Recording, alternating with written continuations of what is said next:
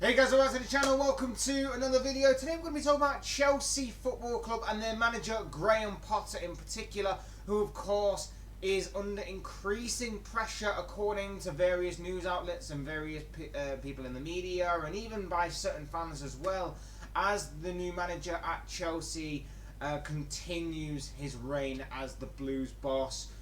It hasn't exactly been the best of starts by Potter at his new job, and obviously it has continued to downward spiral these past couple of weeks with a couple of really bad performances and bad defeats. No more so than obviously most recently this past weekend, of course, where Chelsea crashed out of the FA Cup at the hands of Manchester City by 4-0. Of course, losing to Manchester City is, something that is not necessarily seen as a bad result in isolation, but of course given the nature of the way that Potter's start to his Chelsea career has gone, and obviously losing by 4-0 does seem pretty bad in that aspect.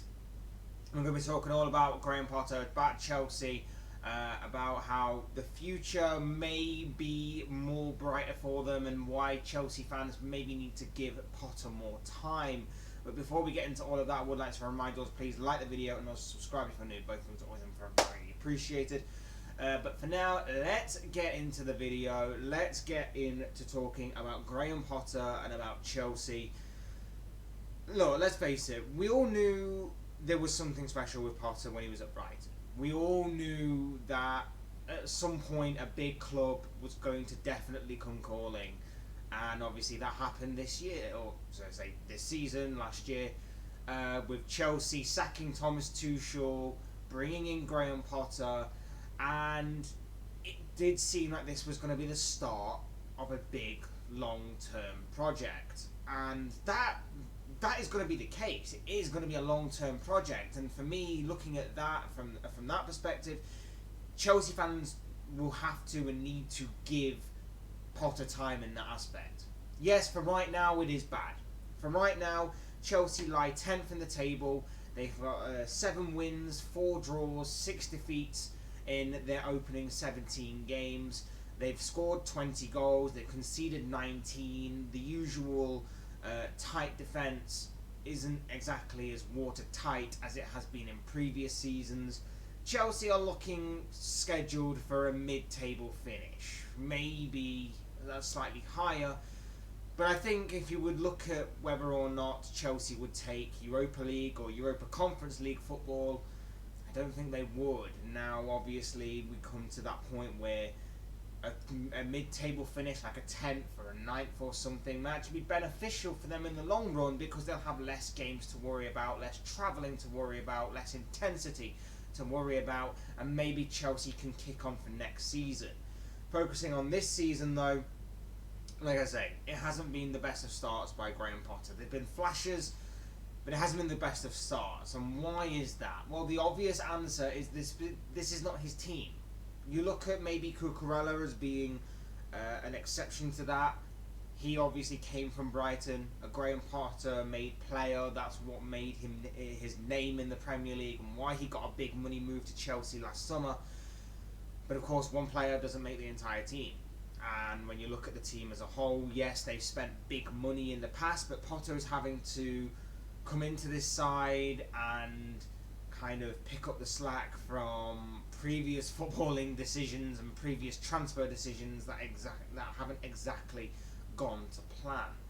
You look at the likes of Pierre-Emerick Aubameyang, for example, a striker who notoriously scores goals, and I think when he started his career was scoring a few, and he just doesn't seem to fit in with the system and fit in with everything.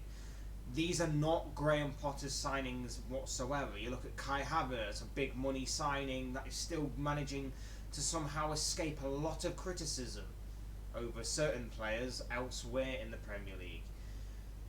Again, just because he scored in the Champions League final should not escape criticism of being somewhat poor. Scores a few goals here and there, has a few bright moments here and there, misses some big chances that no one seems to really talk about outside of the Chelsea fan base, really. But at the same time, just not good. Just to me, not good enough in that role. Maybe there is a role for him. Maybe he would be better off elsewhere. But he's not good enough in the current false number 9 sort of role he's playing. You look at Mason Mount dropped off. You look at the midfield, not good enough. There's only really Reece James that you can say has been the best player to be in this Chelsea squad under, obviously, Graham Potter's reign. And even he's racking up a lot of injuries. And that's not helping the Blues on the pitch at all. His creativity is missed when he's not on the pitch. His just the way he plays down that right wing is being missed a lot. They seem a much better team when he's in the squad, but like I say, he's racking up a lot of injuries and has done so for the past few years. Maybe that might explain why Chelsea was supposedly looking for a new right wing back or new right back in the summer. Maybe they were going to move Reece's position more centrally a little bit to kind of compensate for his injuries. Maybe a little bit less legwork might actually be beneficial to him in the long run. Maybe he wouldn't pick up as many injuries in a slightly more central position. But obviously nothing really transpired from that, so we'll never kind of know unless obviously Potter decides to move that forward, going forward into future transfer windows. But that's the whole entire point of this, is that this isn't Graham Potter's side. This is not Graham Potter's squad. And maybe in hindsight, keeping Thomas Tuchel might have been the better option until maybe the end of the season. Just get through this season and see what Potter can bring in the summer, see what his kind of ideas are, see what his transfer policy is, where he wants to go and everything. But also, this could also help. We've seen it in the past where managers have been brought in for half a season, not done so great, but then as soon as they've started to get their teeth and their hands into this squad to kind of mould it into their image, it has been a little bit more beneficial. They can then see what players work, what players don't work. They can see who needs to go, who needs to be on loan, and who obviously needs to be brought in from elsewhere and everything. So it's still 50-50 in that aspect as to whether or not this will work out in the long run. But of course, this has to work out. This has to be a long run thing. Like I said at the beginning, this is a long run project. This is a long term project of a young manager coming in from a side that are, with all due respect to Brighton, below Chelsea, and having to see this squad for what it is, having to work with a squad that obviously has had a lot of failings in terms of transfer policy and transfer windows before. He has to be given time. He has to be given time on this. Look at Mikel Arteta at Arsenal. Look how well they're doing right now in comparison to a year ago, 2 years ago, where a lot of people were calling for his head. Arsenal stuck with him. Arsenal saw the positives, saw the benefits, saw the idea of where they were going. And look at them now. Top of the league, several points clear of Manchester City, looking pretty good right now. And obviously they should take a leaf out of Arsenal's book in that aspect, in terms of backing their manager and just waiting, being a bit more patient. And I know that that's difficult for a Chelsea fan, because let's face it, the majority of Chelsea fans have grown up in this Roman Abramovich era, where Roman would always look for the quick fix. Roman would always look for trophies instantaneously, and he would always look for a manager to bring him silverware within a season or so. And I know that he would do that, and if you didn't bring him any silverware, and even if it was silverware but it wasn't good enough silverware, he would fire you and he would look to bring in someone else who could deliver the goods. And I know that obviously a lot of Chelsea fans have kind of grown up and kind of been ingrained into that quick fix sort of era at this club over the past 20 odd years or so. But sometimes it doesn't work like that, and I think in this kind of age you need to have time, and you need to obviously have your chance to deliver. And obviously Potter needs that. You see Mikel Arteta at Arsenal, who's a prime example of that, being given time to bring in his players, to bring in his style and everything that he wanted to bring into that club. And you're seeing the benefits of Arsenal right now, and I've got no doubt that eventually you'll see it with Arsenal. You look at the Todd Boehly era, how it started. It hasn't been the best on the pitch, but when you look and you hear and you see the things that are happening off the pitch, it seems clear that instantly he wants to get the infrastructure right at the club. He wants to get the infrastructure right at the club to set up for long-term future success. Maybe one of those was Graham Potter, and I think I said when Thomas Tuchel was sacked, I genuinely believe that when Boehly first came in, he didn't want Tuchel at the club. I said that in a video that I made about that, and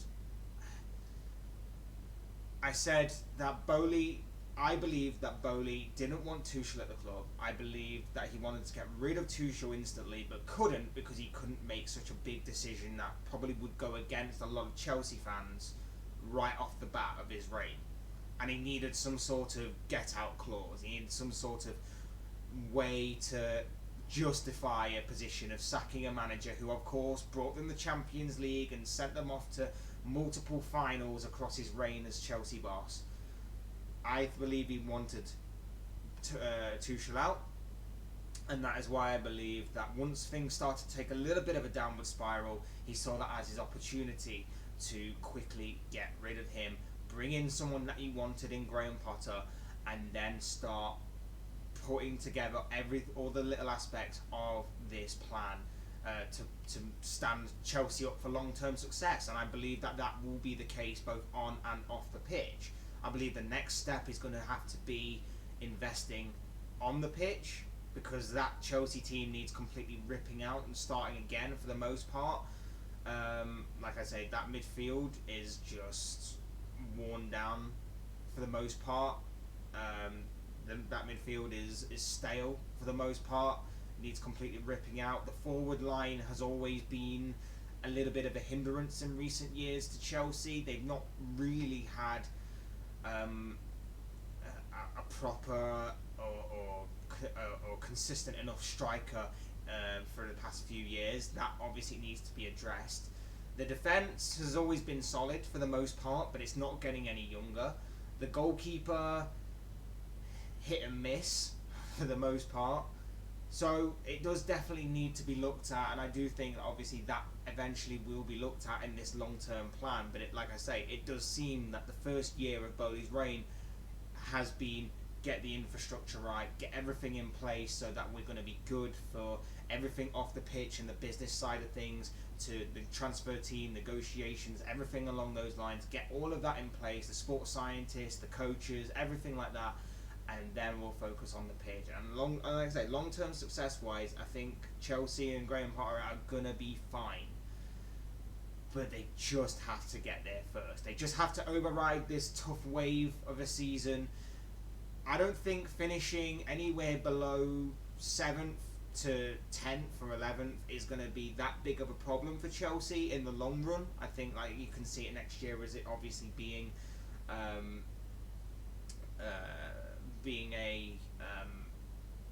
bit of a blessing in disguise, shall we say, for the Blues, considering that no Champions League or European football of any kind would obviously benefit them. I don't think they really want to be playing in the Europa Conference League and having to go out to far out places or minor league places, shall we say, every week to play that kind of football. With all due respect, they don't want to be playing in the Europa League either, although it is now seen as more presentable of a choice, considering the Europa Conference League is an alternative. It's still not the pinnacle that you want to be playing at, which of course is the Champions League. But like I say, Chelsea just need to be patient. Chelsea fans just need to be patient. Graham Potter needs to just ride out this first wave of the season. Just try and obviously get as many points and try and just, get as far as what they can with what they've got, and then start building. start building. Like, we're in January now. The January transfer window's open. We're in his first transfer window as Chelsea manager, and look, they're obviously looking at this Enzo Fernandez, who looks like a fantastic talent, looks an incredible talent. Really starred for Benfica and obviously Argentina this past year alone. Looks phenomenal. He will definitely be a welcome addition to that midfield, and it's just where they build from there. And it does seem like they are prepared for a lot of investment. So it's going to be interesting to see where Chelsea go from here. But I would genuinely call for patience. If I was being a Chelsea fan, if I was looking at the bigger picture, and even obviously I'm a Liverpool fan, I'm a rival, so I don't obviously want this to really work and take place and happen and everything. But if I'm being neutral, if I'm being honest, I just call for a bit more patience from Chelsea fans. Ride out this first season and look ahead to the bigger picture and the brighter future, where the infrastructure of that club is going to get completely redone and made for the better. You're then going to see it on the pitch as well, in terms of new signings and better sports scientists and better analysts and everything, in which they will find more gems of players, and they will create more gems of players, and they will bring in star players as well.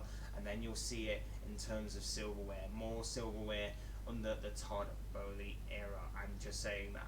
In my opinion, this is going to be a long-term project that obviously Chelsea need to back their manager in, similar to their fierce rivals Arsenal and how they did with their manager Mikel Arteta. But of course, these are just the thoughts, comments, opinions, predictions, feelings, whatever you want to call it, of this guy. I want to know what you guys think. What do you make of Graham Potter's start as Chelsea manager? Is he under pressure? Do you want him to go? Did you never think he was the right man in the first place? Or do you think, like me, that Chelsea should give him more time, back him a bit more, and maybe enjoy future success in the long run? I'd love to know your guys' thoughts, comments, opinions, predictions, feelings, whatever you want to call it, down below in the comment section. I'm sure it'll make an interesting reading. Otherwise, hit the like button on the way up if you enjoyed the video, subscribe if you're new, want to see more content like this. Both things are always and forever be greatly appreciated.